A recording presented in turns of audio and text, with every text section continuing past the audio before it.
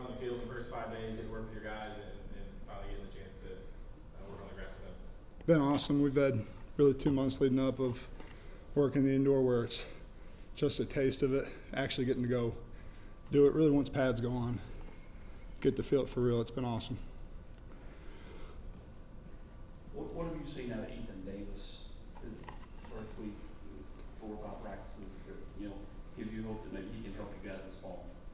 Man, I think just starting off athletically, he's really unique. Got a chance to be a really special player. I think as far as coming off a shoulder and really not having spent a whole lot of time in the box in high school, like really impressed with where he's at right now. I do think got a long way to go, and that as days keep adding and more wrinkles start coming, he's got to focus and continue to lock into the details, but it's been really good so far. Is McCallum that similar enough to Princeton that you could plug him in and just do what Princeton's role is, or is he different? Yeah, I think every guy's a little unique. He's certainly got enough wiggle to do some of the things that Princeton did. Similar to E, just playing the offense, it's early for him too. So really just being able to operate before really designing stuff for him, but athletically for sure in space, he can fill that role. Coach, being a first-year position coach, how much does it help having a guy like Jacob Warren in that room? Oh, it's all, I've said it before, but he really is like another coach for us, and a guy that when I'm watching the guy that's going, his guy's coming off the field, he's grabbing them, hey, see this, or hey, understand like that was good, but like he's another coach for us. Doing the back page and Reese. Coach, how would you describe your coaching style? You seem like a high energy guy, that's why I asked that. Yeah, I mean, I think you got to bring juice, but at the same time, I think being able to really process what happened, give feedback where it's not a million things all at the same time, but actually letting them play where we're different too is, whistle the snap happens so fast, so you don't really get to coach between the play. So as drives are going on, you think, okay, well, I want to tell them this about this play, I want to tell them this about this play, and then kind of debrief with them on the back end when you come over the sideline. By that point, I think you get a little bit of time to, one, process it, really think about what you're telling them, but also emotionally cool down where you can give them the information in a way that is easier for them to process. As you've stepped into this new role, kind of what have these first few practices been like for you as you step into your new role? Just a lot of fun, honestly. There's stuff we got to get better at, and I think today took a step, which was positive, but shoot, this is the best part of my day for sure, is being out there, so been fun to be back. Vincent Patrick. Okay, Coach. Can you take us into your relationship with Coach Ellerby and the rest of the coaches on offense that you need to be in sync with? Yeah, I mean, he's obviously played from college. He's like another dad to me. A guy that super open, really challenges, just is this the right way to do things? At the same time, hyper detailed where if this is what we decide we're going to do, like what's all the little nuance to it. As a mentor, as a friend, as a guy that's like that, I mean, I can't say enough about him, but really the entire offensive staff is a family. I know it's cliche, but I've known these guys for a long time, and it's cool to be able to go work with them every day.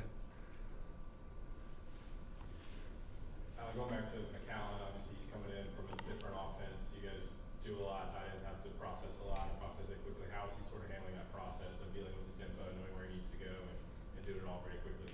He's been awesome. He's a smart kid and cares at a really high level. Has been doing everything we've asked him to do. It's something that playing in this offense is unique.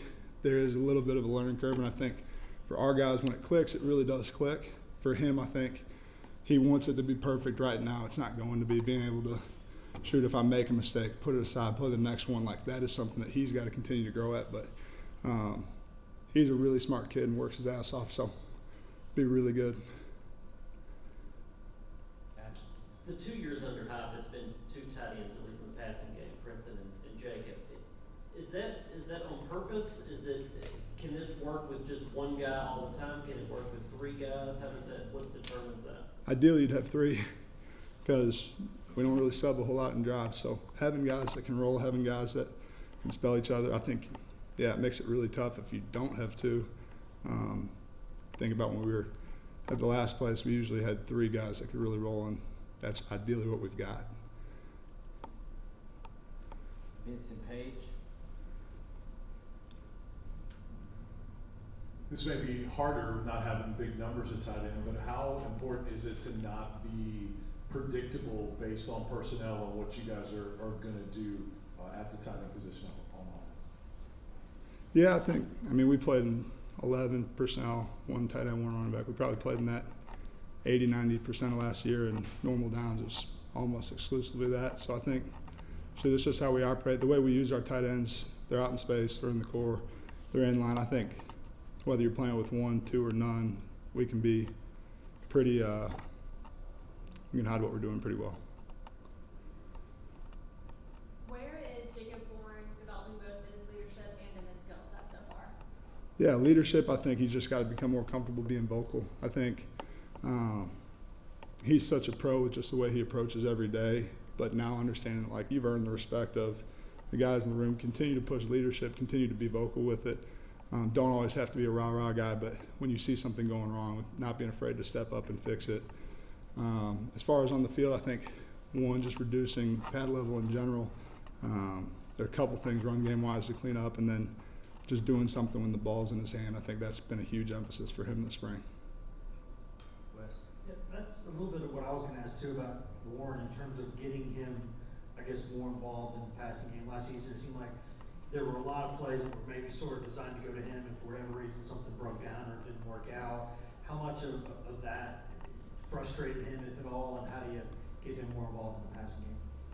I think, one, he's as unselfish of a guy as we got in the program. I think there's times where, for sure, stuff was designed to go to him that didn't necessarily play out like that. The beauty of our offense, too, is that there's options all across the board. It's not just one guy that's getting the target. Sometimes those targets are something that's intentional. Hey, we want to do this, but as a whole, I think those are really earned, and something that as he continues to get better this spring, he'll see more of those.